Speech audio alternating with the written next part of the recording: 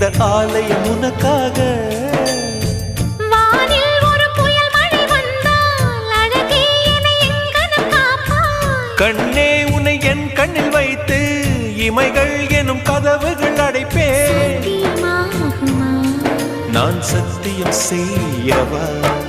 தொடு தொடுவெனவே வானவில் என்னை தூரத்தில் அழைக்கின்ற நேரம். உவா